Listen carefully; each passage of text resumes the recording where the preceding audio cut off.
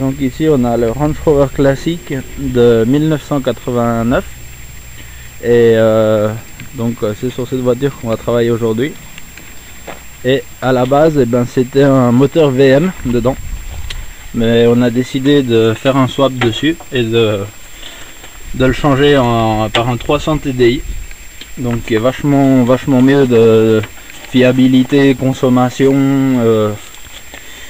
et tout ça. Donc ce qu'on a fait, c'est qu'on l'a rentré dedans dans le compartiment moteur, mais on a mis moteur et boîte tout ensemble. Et comme on n'a pas séparé le moteur de la boîte, et on s'est pas rendu compte de l'état de l'embrayage tout de suite, et en effet il faut remplacer des pièces. Donc là toutes les pièces que je viens de vous montrer à l'instant, on va les mettre sur ce moteur. Et ensuite on ira le tester ensemble et puis on verra bien comment ça va donner tout ça. Donc sur le moteur particulièrement, qu'est-ce qui a été fait? On a changé ce qui est la culasse, le joint de culasse. On a fait une rectification sur le bloc moteur parce que il chauffait un peu plus que la normale. On a mis un radiateur en aluminium aussi. Et on a aussi modifié un peu l'intérieur de la pompe de gasoil pour gagner un peu de puissance, puisque ce moteur il a quand même plus de 350 000 km et il consomme pas une goutte d'eau, pas une goutte d'huile depuis les rectifications qui ont été faites dessus. On a refait aussi la distribution et c'est vrai que maintenant on a un 300 TDI en pleine forme qui tourne super bien. Et donc maintenant on va s'attaquer à la boîte, hein. C'est ce qui reste pour changer sur ce véhicule. Et une fois que tout ça sera réparé, et on ira le tester ensemble et puis on verra prochainement dans la vidéo. Bon, pour pouvoir démonter cette boîte, il va falloir démonter la transmission.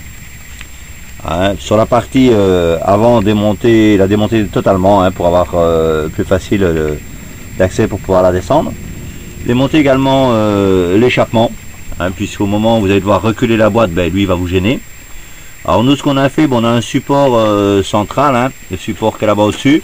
Donc démonter le support, le démonter carrément de la boîte. Ça c'est la partie vraiment importante. Pas oublier du côté de la pompe ici qu'on a de pas oublier de la démonter, démonter ce tuyau qui vient là-bas. Pour la partie des bras pour changer les vitesses, pas oublier de les diminuer, bouger les boules et ainsi de suite, puisque la boîte doit reculer quand même beaucoup avant de pouvoir la descendre. Donc la démonter au plus court possible, sur la partie la plus courte possible que vous pouvez. Et normalement, bien sûr, pas oublier non plus le câble du frein à main, ça c'est des petites choses à bien faire. Et faire vraiment attention à démonter bien tous ces écrous, qui ne sont pas toujours très faciles d'accès, tous les écrous de la boîte là-bas qui retient la boîte au moteur. Donc ça c'est assez compliqué.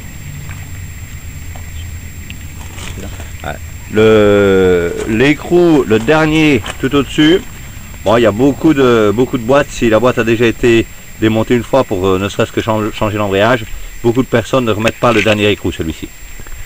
Celui qui vient ici. Bon, en général, vous verrez sur les Defender ou sur tous les moteurs 300 ou 200, très souvent les gens ne vont pas le remettre parce que pour aller le chercher, il est très difficile d'accès. Bon, nous on a eu, c'est un moteur qu'on avait eu, qu'on a acheté d'occasion, celui-ci. Et celui-là, l'apparence, il avait déjà été démonté une fois puisque cet écrou n'était plus dessus. Mais ça, c'est pas très grave. Si vous ne remettez pas celui-là, c'est pas très grave. C'est pas ça qui va vous faire une perte d'huile ou quoi que ce soit dans votre boîte par la suite. Enfin bon. Donc on continue, on nettoie tout ça et puis on se revoit un petit moment. C'est ça. Bon, là on vient de sortir la boîte. Et c'est clair que c'est pas très joli à voir puisque on a carrément le joint qui vient ici qui est complètement destroy. Il est complètement défoncé là. On a la patte qui vient faire poussoire ici, elle m'a l'air pas en trop mauvais état. Enfin, en tout cas, je vais la nettoyer, puis on va voir tout ça, mais ça a bien travaillé, ça a bien forcé partout. Hein. Ça a bien forcé partout.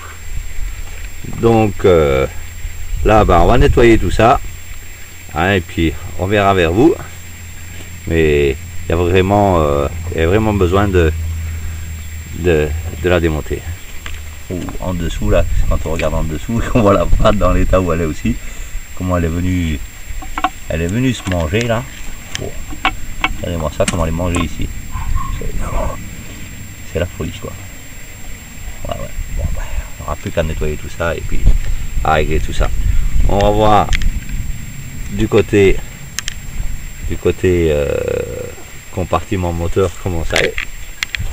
À mon avis, je n'ai pas encore été voir, ça va sûrement être du gâteau, on va le découvrir ensemble.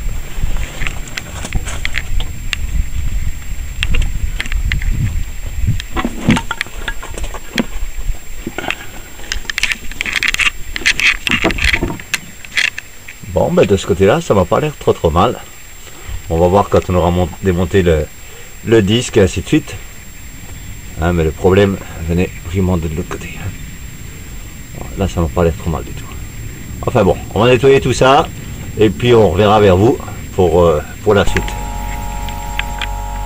Bon, bah après un petit peu d'effort, un peu d'huile de bras, surtout d'huile de bras d'ailleurs. Voilà ce qu'on a fait, on a retiré la pompe là parce que c'était bien pourri derrière, c'était bien dégueulasse là, donc on a retiré la pompe pour nettoyer tout ça proprement et ainsi on nettoiera la pompe aussi pour pouvoir remonter tout ça dans des bonnes conditions. Bon, et ben là ça m'a l'air pas trop mal du tout. Hein. Donc la prochaine étape, on va pouvoir s'attaquer au montage tout doucement hein, de ce petit palier là, cette fameuse palette et puis tout ce qui vient à l'intérieur de ce qu'on a démonté tout à l'heure. Bon, là donc on a démonté la pompe, on l'a démontée complètement parce qu'elle était vraiment très abîmée, hein, enfin abîmée en tout cas bien sale à l'intérieur. Là il s'était fait des petits dépôts, donc on a démonté la pompe complètement, hein, donc on a la tige qui vient ici, qui va faire poussoir, qui va venir buter dans la petite cloche ici, hein, qui actionne donc la pompe. Et puis on a ce petit système de ressort qui est à l'intérieur. Sur les Defender, vous pouvez avoir deux modèles. Vous pouvez avoir soit un modèle qui vient avec ce petit capuchon ici, ou tout simplement ben, vous avez la pompe, hein, tout simplement qui vient. Donc là, avant de la remonter, on va lui mettre un petit peu d'huile dedans. Hein, on va lui mettre l'huile de frein hein, hydraulique, hein, la DOR 4, hein, là, celle qu'on emploie toujours pour tout ce qui est hydraulique, hein, comme on l'a bien nettoyé à l'intérieur.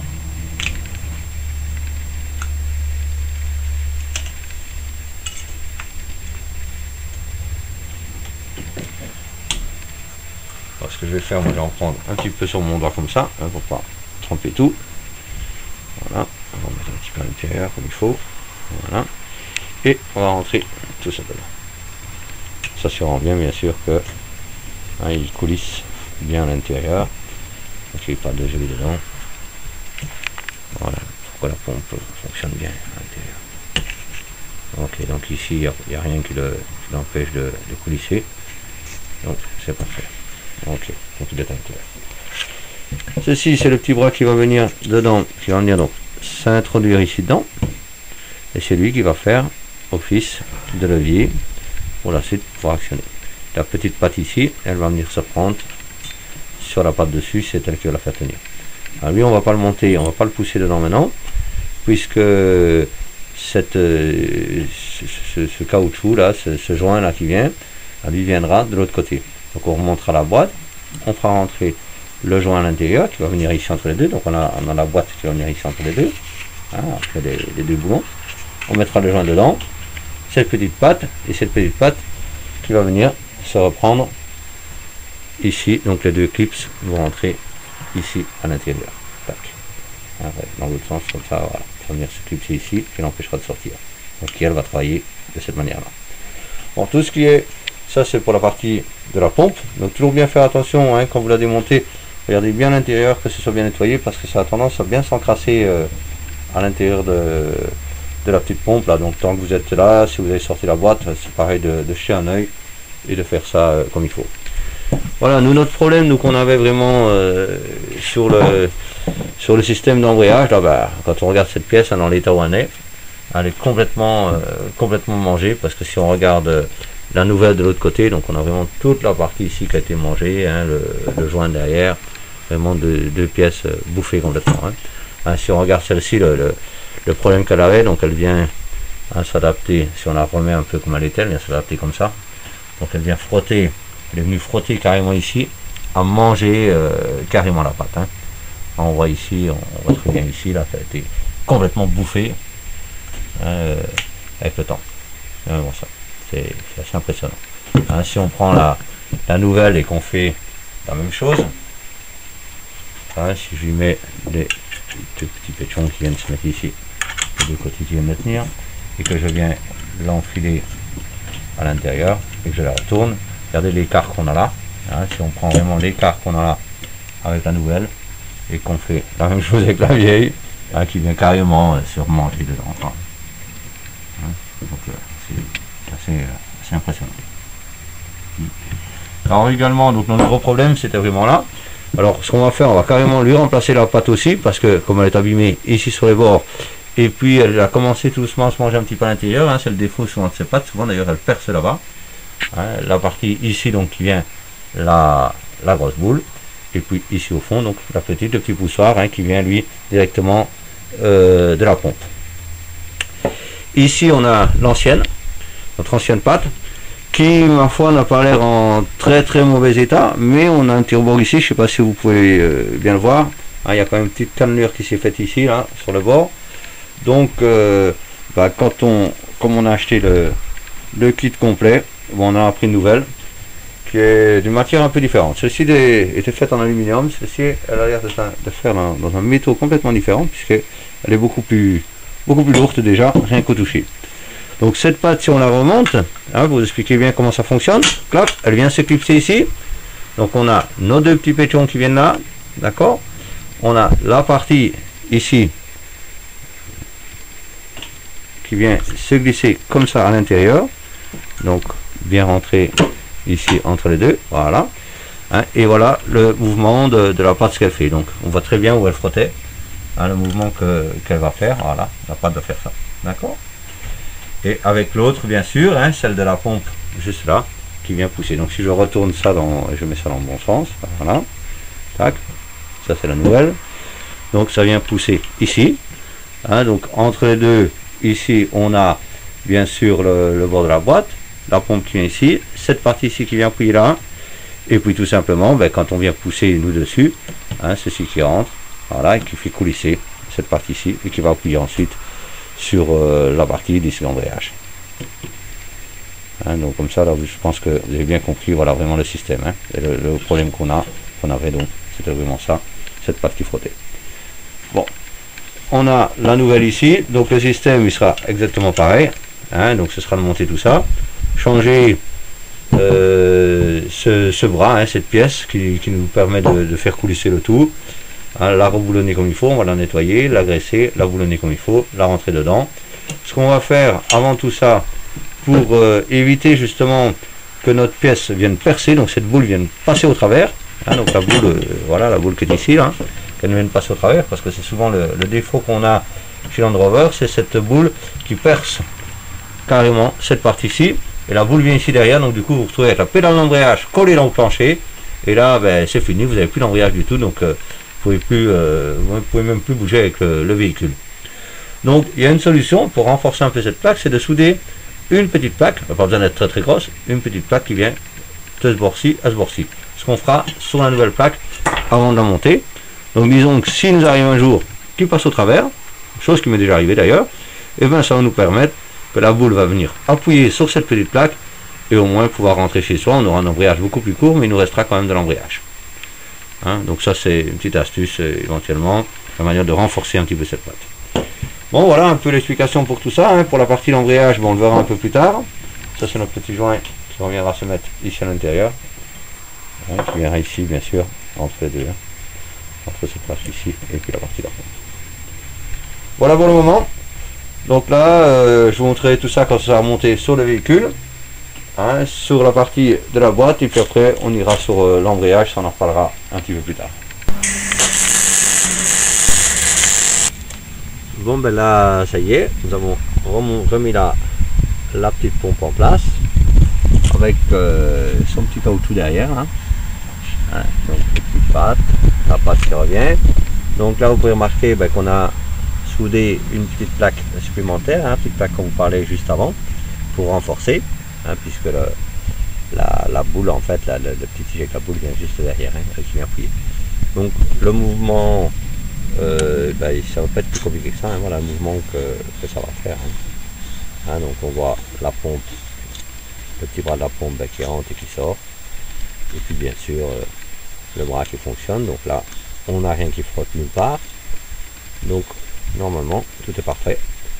Ça devrait être bon pour le remontage, en tout cas pour cette partie là, hein, la boîte. Donc il ne nous restera plus qu'à regarder le côté embrayage, hein. Donc ça ce sera pour une autre vidéo, je pense que ce sera pour demain, parce que là il commence quand même à être tard. Donc là il revient super bien, donc il n'y a rien qui frotte nulle part, donc c'est parfait, tout coulisse comme on le voulait.